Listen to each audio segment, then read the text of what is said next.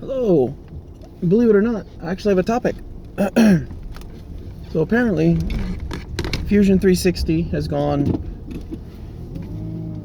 transferred into a paid service, or is at least preventing you from exporting your projects from their product.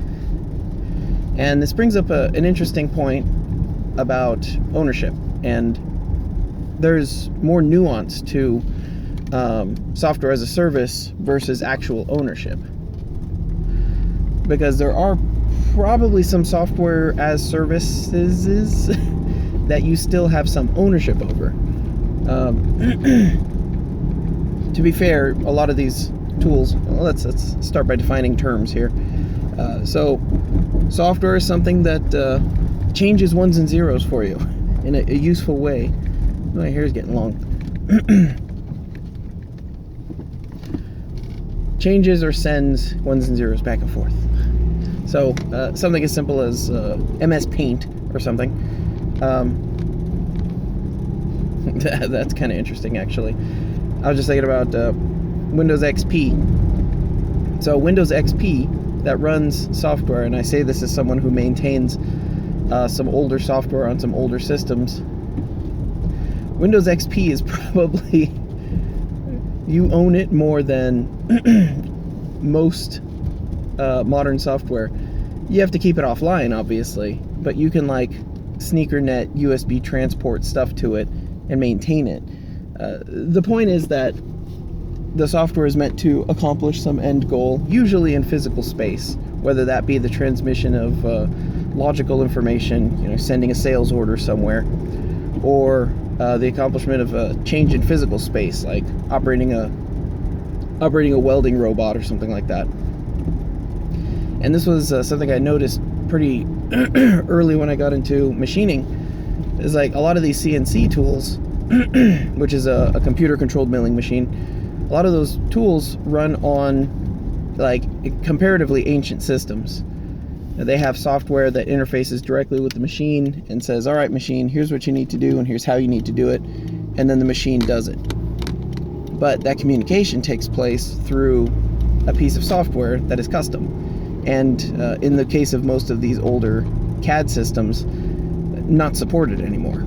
So the company is no longer supporting the tool. The company possibly doesn't even exist, but the ones and zeros do. The software does. You purchase the software when you purchase the CNC machine, and if you are capable of maintaining that software, then you're capable of maintaining ownership of that tool. You still own it. Now, to an extent, there's some caveats to that, because you have structure that has to support that software. So you need to remember that as well. So the hardware that it runs on needs to be able to run. And some of the older systems, talking about like Windows XP or Windows 3.1 or something, those are AT cases. And you are probably going to have a difficult time finding replacement power supplies for them. And I've heard stories,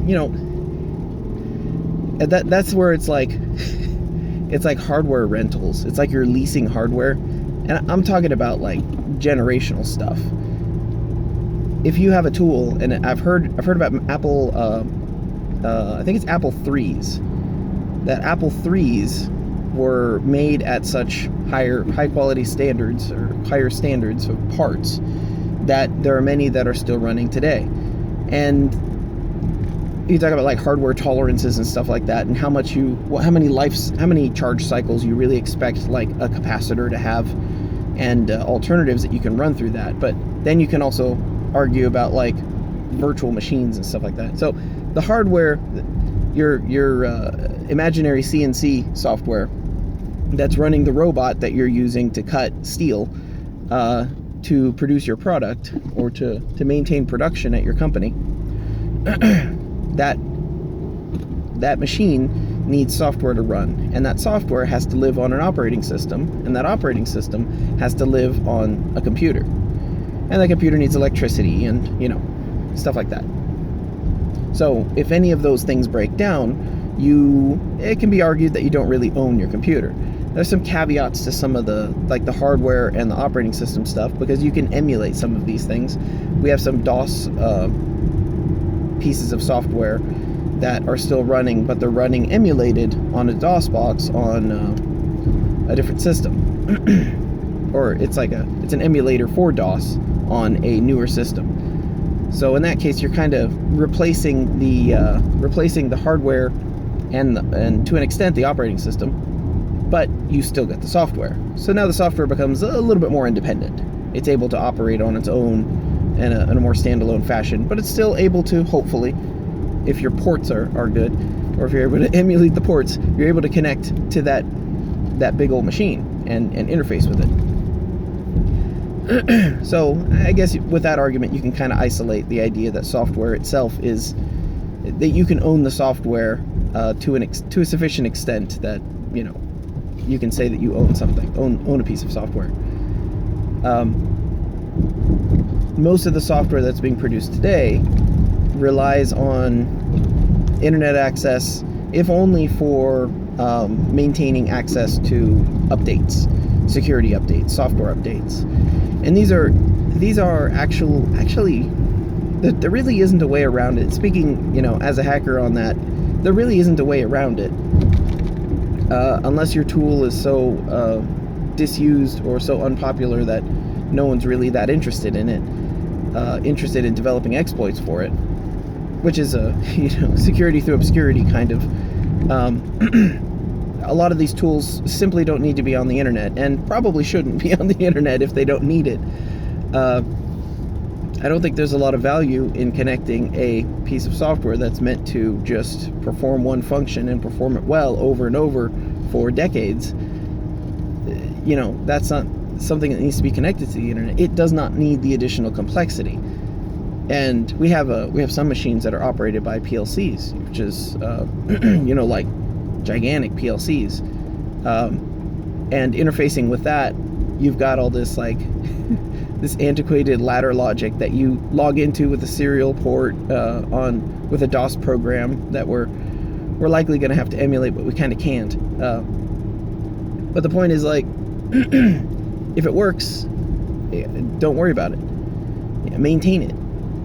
If the hardware can run it, and to an extent it can be said that we own the ladder logic, that is the ones and zeros that are loaded into that PLC, that giant box machine PLC thing. The question becomes, what if you have the ones and zeros, but you can't but you're unable to find, or it is impossible to find, hardware to run those ones and zeros on? So this actually, that's kind of odd. It comes back to emulation and ROMs and video game purchases, and to an extent, pretty much the same as music. So if I buy an album, an audio album, a CD album, it has music on it. But I'm not really buying a CD, a hunk of plastic, and I'm not really buying ones and zeros. What I'm technically buying, or legally buying, is a license to play that music in certain circumstances. And technically that's what you get when you purchase most software. So that license is something that's kind of a gray area. It's not really legally contested in most cases, and there's probably most of the provisions that are laid out in software EULAs are probably wouldn't stand to legal scrutiny. So it's this weird area where it's hey, so if you listen to this music on a Thursday during a full moon, then your license is void. Yeah, I guess you can write that in the EULA, Sony BMG music, which you probably would, but it's not really enforceable. So the question is, what are you buying? And do you own it if you can't run it? And there's other thorny questions in there as far as the people who are selling this information, this series of ones and zeros. What are they really selling, and what do they really expect of you? I think it's pretty safe to say that there's almost no expectation that any consumer is going to read the entirety of a EULA the end user license agreement, which says, I agree, I disagree. You have to click I agree in order to get access to the ones and zeros. But most of that stuff is probably not legally binding in any way. Not only that, we're all just kind of pretending, including the manufacturer, the producers, the people who are providing the software or this music. We're all kind of pretending that everyone's gonna read it and observe all of the provisions and possibly pursue legal recourse if they disagree with some of them or find some of them to be onerous.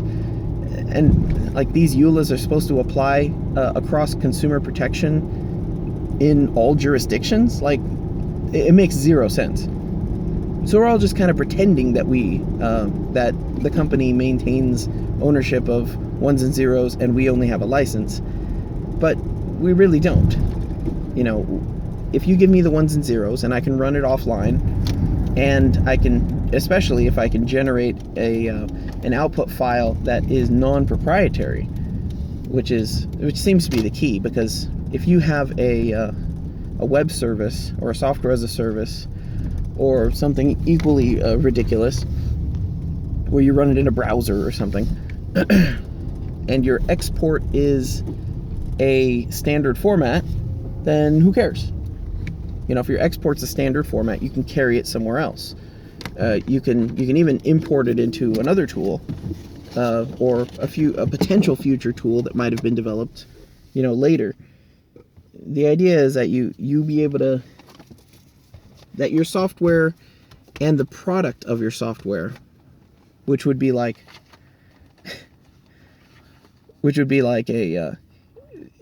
you run your CNC machine and it machines out a widget for you, a tool for you, and that tool is only allowed to be used at certain customers for certain purposes, in certain circumstances.